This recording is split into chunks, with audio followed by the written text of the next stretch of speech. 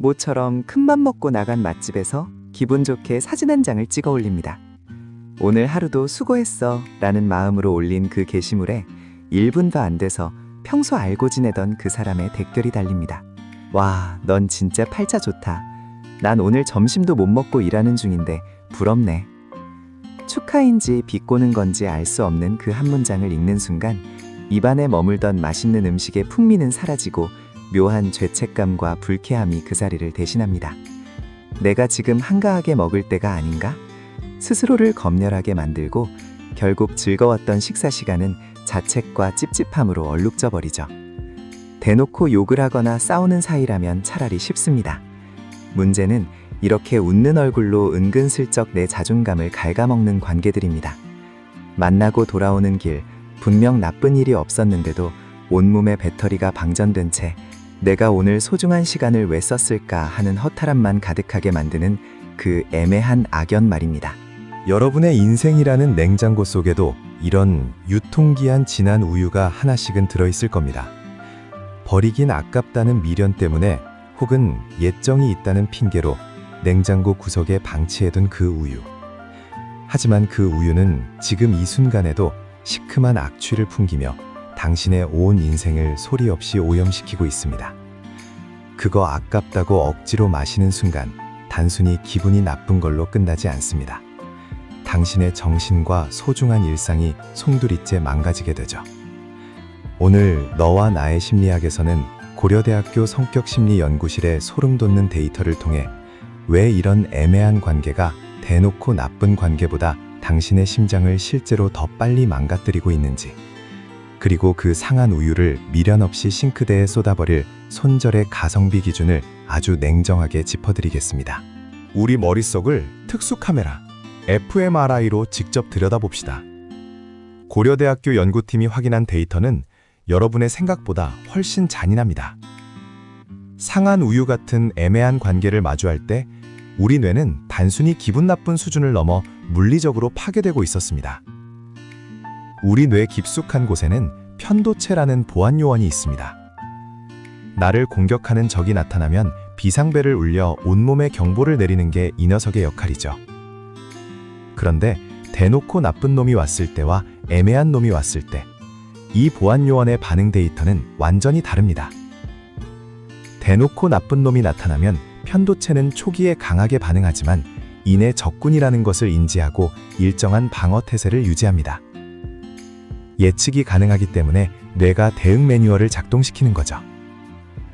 하지만 나한테 잘해줄 때도 있고 은근히 나를 찌를 때도 있는 이 애매한 인간이 나타나면 데이터 수치는 요동칩니다. 연구 결과에 따르면 애매한 관계에 노출된 뇌는 대놓고 나쁜 관계보다 편도체의 활성 지속 시간이 무려 1.5배 이상 길게 나타났습니다. 뇌가 이번엔 친구인가?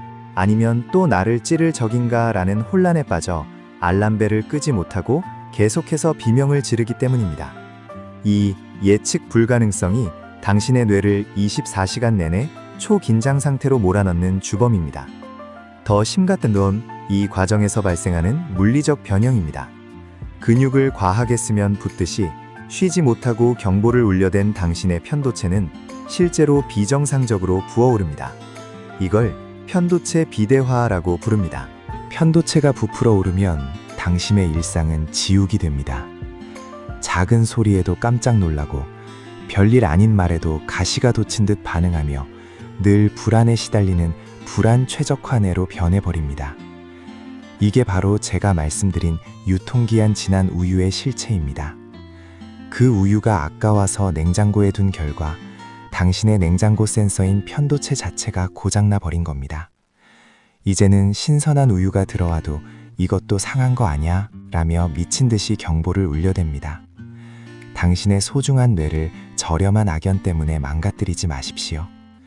그 애매한 사람 때문에 당신의 편도체가 비명을 지르며 붓고 있다면 그건 정이 아니라 당신의 뇌를 향한 테러입니다. 지금 당장 그 고통의 알람을 강제로 꺼야 합니다. 자, 이제 아주 차갑고 냉정하게 스스로에게 물어봅시다. 그 우유가 상했다는 걸 당신도 이미 알고 있습니다. 냄새가 나고 볼 때마다 기분이 나쁜데 왜 못 버리는 걸까요? 손이 싱크대로 향하다가도 왜 자꾸 멈칫하게 되는 걸까요? 심리학은 그 이유를 아주 잔인하게 꼬집습니다. 바로 매몰 비용의 오류 때문입니다. 이게 무슨 뜻인지 이해를 돕기 위해 한 가지 상황을 가정해보죠. 당신은 오늘 큰 맘 먹고 비싼 돈을 들여 영화 티켓을 샀습니다. 그런데 막상 영화관에 들어가 보니 영화가 너무 재미없습니다. 졸음이 쏟아지고 짜증만 납니다. 이때 대다수의 사람은 이렇게 생각합니다. 아, 티켓 값이 아까우니까 끝까지 앉아 있어야지. 하지만 정신 차리십시오. 당신이 지불한 티켓 값은 이미 내 손을 떠났고 영화관을 나간다고 해서 그 돈을 돌려주지 않습니다. 즉, 다시는 돌려받을 수 없는 비용, 매몰 비용이라는 뜻입니다. 그런데도 당신은 본전 생각 때문에 남은 2시간이라는 소중한 시간까지 쓰레기통에 버리는 선택을 합니다. 돈만 잃으면 될 것을 시간과 기분까지 통째로 갖다 바치는 셈이죠.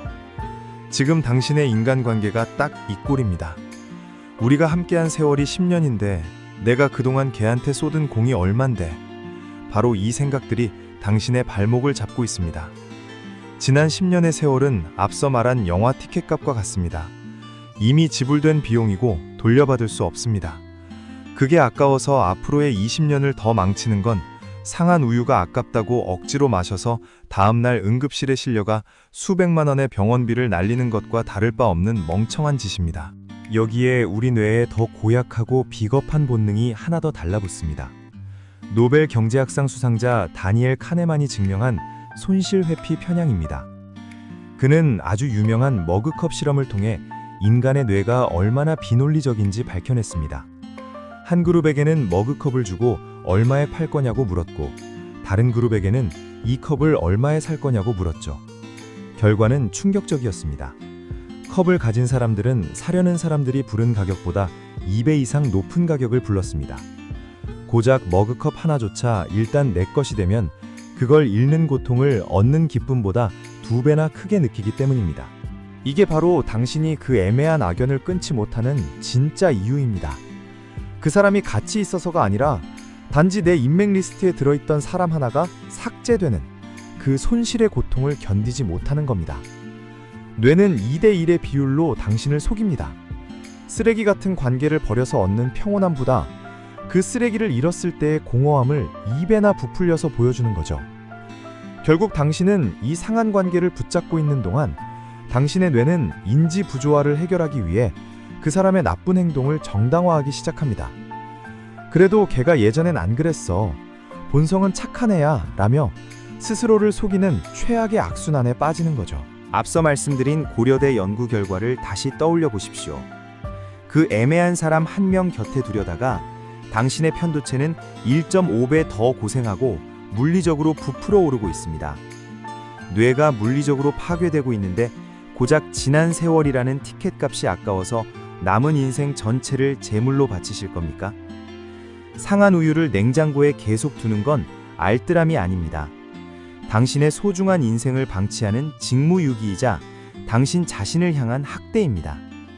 아깝다는 생각이 드는 바로 그 찰나가 당신의 뇌가 보내는 마지막 경고입니다.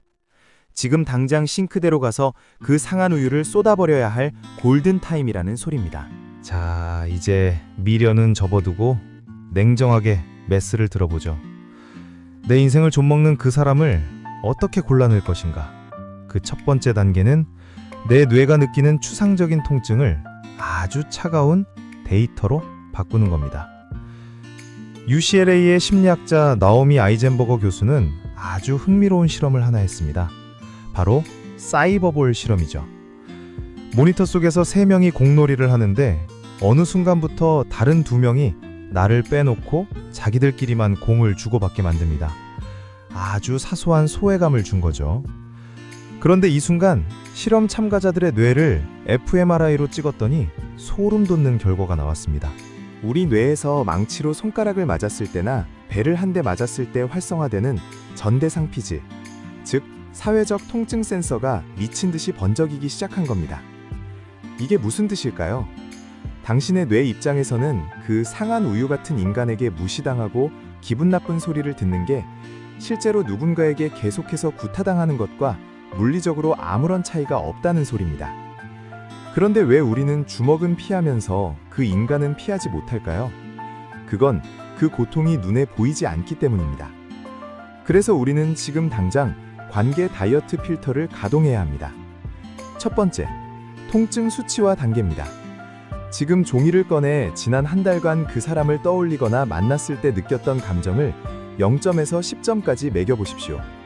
만약 그 점수가 7점 이상이라면 당신의 뇌는 지금 시뻘건 불이 들어온 채 살려달라고 비명을 지르고 있는 겁니다. 이건 정으로 참을 수준이 아닙니다. 당신은 지금 전신에 피멍이 든 채로 불덩이를 가슴에 품고 있는 것과 같습니다. 두 번째는 에너지 가성비 테스트입니다. 유타 대학교의 버트 우치노 교수는 20년 넘게 관계의 건강을 연구하며 충격적인 사실을 밝혀냈습니다. 나를 대놓고 싫어하는 사람보다 잘해줬다 못해줬다 하는 애매한 관계가 우리 몸의 노화를 상징하는 텔로미어를 더 빨리 짧게 만들고 심혈관 질환 위험을 폭발시킨다는 거죠. 이제 냉정한 경영자가 되어 보십시오. 상한 우유를 냉장고에 보관하는 데 드는 전기료와 관리 비용은 엄청난데 정작 그 우유가 당신에게 주는 영양가가 있습니까? 그 사람과 고작 1시간 대화하기 위해 당신이 감내하는 스트레스, 눈치 보기, 그리고 집에 돌아와서 겪는 자책의 시간을 다 합쳐보십시오. 투입하는 에너지는 100인데 돌아오는 수익이 5도 안 된다면 그건 관계가 아니라 정서적 착취입니다. 가성비가 마이너스인 사업을 계속 붙잡고 있는 경영자는 결국 파산합니다. 당신의 인생도 마찬가지입니다. 여러분, 뇌가 보내는 통증 신호를 더 이상 무시하지 마십시오. 점수를 매기는 순간 당신은 피해자에서 냉정한 관찰자로 바뀝니다. 내가 왜 내 소중한 텔로미어를 깎아가며 이 상한 우유를 지키고 있지? 라는 의문이 드는 바로 그 순간 당신 발목에 감겨있던 미련의 사슬은 이미 절반 이상 끊어진 겁니다. 기억하십시오. 숫자는 거짓말을 하지 않습니다. 자, 이제 숫자로 증명된 그 상한 관계를 실제로 정리할 시간입니다. 마음은 여전히 그래도 라며 머뭇거릴 겁니다. 그건 감정의 뇌인 편도체가 아직 겁을 맡고 있기 때문이죠. 이때 필요한 것이 바로 우리 뇌의 사령탑, 전전두엽의 개입입니다. 이 근육을 활용해 상한 우유를 싱크대에 들이붓는 실전 기술, 노벨상급 연구들이 증명한 두 가지 비책을 전해드립니다. 첫 번째, 자기 거리두기 기술을 가동하십시오. 미시간 대학교의 에단 크로스 교수는 아주 흥미로운 연구 결과를 내놨습니다. 힘든 결정을 내릴 때 자신을 3인칭으로 부르는 것만으로도 전전두엽이 활성화되어 스트레스가 급격히 낮아진다는 사실이죠. 그 사람에게 연락이 왔을 때 내가 어떻게 답장하지? 라고 생각하지 마십시오. 대신 당신의 이름은 지금 이 상황에서 어떤 결정을 내려야 하는가? 라고 3인칭으로 질문해 보십시오. 연구에 따르면 이 사소한 언어적 변화가 뇌의 관점을 피해자에서 냉정한 조언자로 순식간에 바꿔놓습니다. 상한 우유를 코앞에서 냄새 맡으며 괴로워하는 게 아니라 한 걸음 뒤로 물러나 싱크대로 가져가는 이성적인 힘을 갖게 되는 겁니다. 두 번째, if된 전략으로 뇌의 자동 폐기 회로를 설계하십시오. 뉴욕대학교의 심리학자 피터 골비처는 인간의 의지력이 바닥났을 때도 결단을 내릴 수 있는 실행 의도 기법을 증명했습니다. 우리 뇌에 만약 A 상황이 오면 나는 B를 하겠다 라는 일종의 자동 프로그래밍을 미리 입력해 두는 겁니다. 결단력이 흔들리는 건 당신의 의지가 약해서가 아닙니다. 어떻게 반응할지 미리 정해두지 않았기 때문입니다. 지금 당장 명확한 폐기 매뉴얼을 작성하십시오. 만약 그 사람이 또 자기 필요할 때만 연락한다면 if 나는 10분 뒤에 바빠서 어렵겠다고만 짧게 답장하겠다. then 혹은 만약 그 사람이 은근히 나를 비꼬는 말을 한다면 if 나는 즉시 대화를 중단하고 자리에서 일어나겠다. then 실험 결과에 따르면 이렇게 if then 전략을 세운 그룹은 일반 그룹보다 목표 달성률이 무려 2배에서 3배 이상 높았습니다. 전전두엽이 매번 고민하느라 에너지를 낭비하지 않도록 조건 반사적인 방어벽을 세워주는 거죠. 여러분, 마지막으로 잊지 말아야 할 사실이 있습니다. 우유를 쏟아버린 후에도 냉장고에 시큼한 냉새가 남는 것처럼 관계를 끊은 뒤에도 내가 너무했나 하는 죄책감이 남을 수 있습니다. 이건 당신이 나쁜 사람이라서가 아니라 뇌가 익숙한 자극을 그리워하는 금단 증상일 뿐입니다. 오늘 당신이 전전두엽의 힘을 빌려 이 상한 우유를 쏟아버리는 결단을 내리는 순간, 당신의 뇌는 비로소 불원 최석화 모드를 해제하고 진짜 평온을 찾기 시작할 겁니다. 아깝다는 미련에 속아 당신의 소중한 뇌를 썩히지 마십시오. 당신의 전전두엽은 생각보다 강하고 당신은 더 신선한 관계를 담을 자격이 충분합니다. 싱크대에 상한 우유를 들이붓고 나면 한동안은 냉장고 한 구석이 텅 비어 보일 겁니다. 그 허전함 때문에 다시 마트에 가서 똑같은 우유를 집어오고 싶은 유혹이 들지도 모릅니다. 하지만 잊지 마십시오. 그 공허함은 결핍이 아니라 당신의 인생이 다시 건강해지기 위해 반드시 거쳐야 할 정화의 공간입니다. 사회심리학자 토니 안토누치의 사회적 호송 모델에 따르면 우리 인생이라는 배는 평생을 함께하는 고정된 승객이 아니라 시기에 따라 끊임없이 타고 내리는 승객들에 의해 항해의 질이 결정됩니다. 지금 당신이 내린 그 단호한 결정은 당신의 인생 호송단에서 독극물을 퍼뜨리던 승객을 하선시킨 아주 용기 있는 행동입니다. 그 빈자리를 두려워하지 마십시오. 심리학에는 진공혐오라는 개념이 있습니다. 공간이 비워지면 우리 뇌는 본능적으로 그곳을 새로운 것으로 채우려 노력합니다.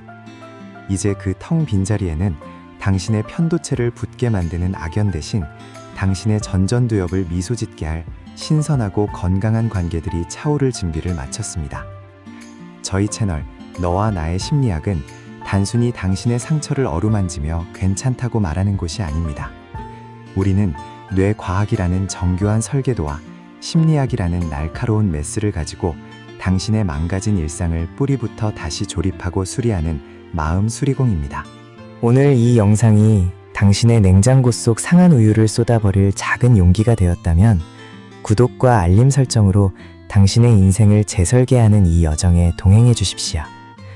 당신이 맺는 관계의 질이 곧 당신 인생의 질을 결정합니다. 타인의 시선에 휘둘리는 나에서 벗어나 온전히 스스로를 긍정하며 나아가는 너와 나의 관계. 그 치열하고도 아름다운 변화를 이곳에서 함께하겠습니다. 비릿한 악취를 풍기던 과거를 뒤로하고 이제는 가장 신선하고 밝은 당신만의 계절을 맞이하시길 바랍니다. 마음의 근육을 키우는 가장 정직한 통찰, 너와 나의 심리학이었습니다. 감사합니다.